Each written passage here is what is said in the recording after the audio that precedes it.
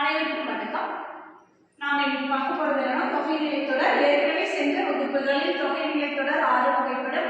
வேற்றுமை தொகை, வினைத்தொகை, பண்புத்தொகை, உவமைத்தொகை, உம்மைத்தொகை, அன்மைத்தொகை என்பது 4 பார்த்துவிட்டோம். இப்போது உம்மைத்தொகை என்பதை பார்க்க போகிறோம். உம்மைத்தொகை என்பது என்ற நிலைகளில் என்ற இடைச்சொல் மறைந்து வந்தால் அது உம்மைத்தொகை எனப்படும். அதாவது இரு சொற்களுக்கு இடையிலும் இறுதியிலும் என்ற சொல் இடைச்சொல் மறைந்து நிற்கும் பொழுது, அதாவது தொக்கி வருவது உம்மைத்தொகை எனப்படும்.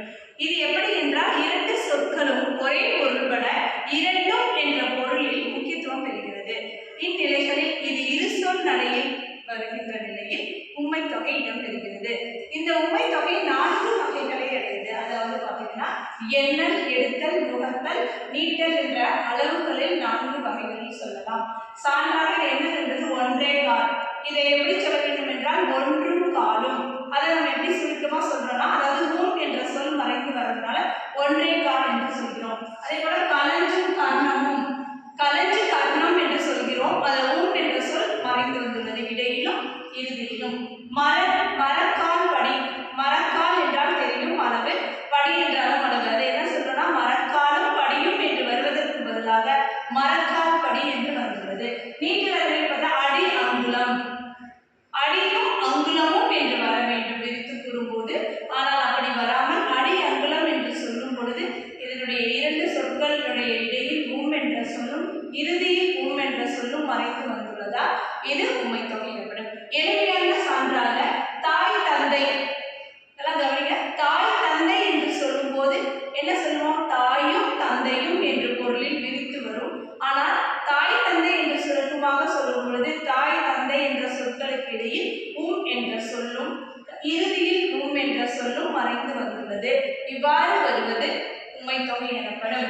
பார்த்தீங்கன்னா அடுத்த சான்றாக ராப்பகல், ராப்பகல் இரவு பகல் என்று சொல்லலாம்.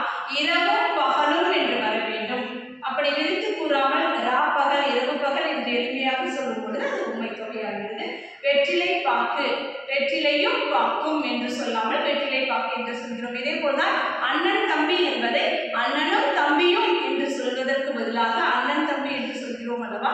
அப்படி சொல்கின்ற இரு சொற்கள் ஒரே முக்கியத்துவம் பெற்று இரண்டும் என்ற பொருளில் வருவதால் இது உம்மைத்தொகை ஆகிற்று. எளிமையாக கூற வேண்டும் என்றால் இரு சொற்களுக்கு இடையில் என்ற சொல்லும் இறுதியில் என்ற சொல்லும் தொக்கி வந்தால் மறைந்து வந்தால் அது உம்மைத்தொகை எனப்படும்.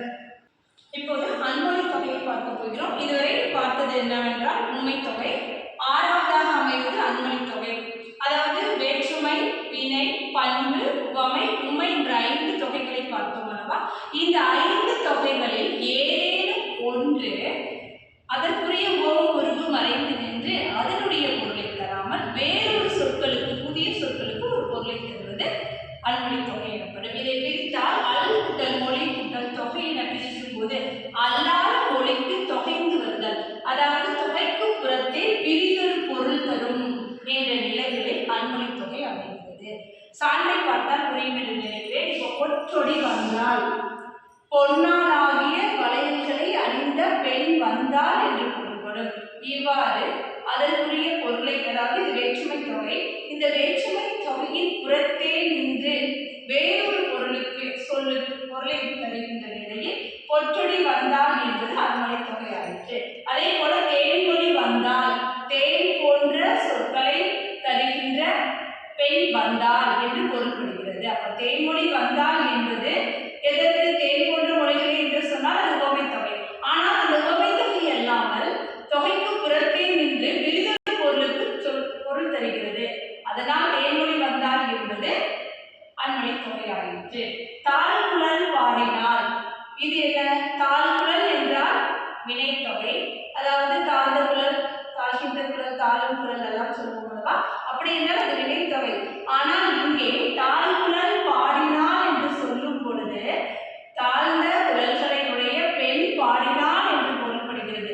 இவ்வாறு வினைத்தொகையாக அமைந்த போதும் அந்த தொகையாக இல்லாமல் பிரிதொரு சொல்லுக்கு தொகைக்கு புறத்தே நின்று வேறொரு பொருளை தருவதால் அது அன்மொழி தொகை ஆகிற்று. இவ்வாறு அன்மொழி தொகைகள் எப்போதும் ஒரு வாக்கிய அமைப்பிலேயே அமைகிறது. பொற்றொடி வந்தால், தேன்மொழி வந்தால், தாழ்குழல் பாடினால் என்று அமையும். இன்று அன்மொழி தொகை சென்ற வகுப்புகளில் பார்த்ததை தொடர்ந்து தொகைநிலை தொடர் 6 வகைப்படும். வேற்றுமை தொகை, வினைத்தொகை, பண்புத்தொகை, உவமைத்தொகை, உண்மைத்தொகை, பன்மொழி தொகை. இவ்வாறு தொகைநிலை தொடர் 6 வகைகளில் அமைவதாக நாம் அறிகிறோம். நன்றி, வணக்கம்.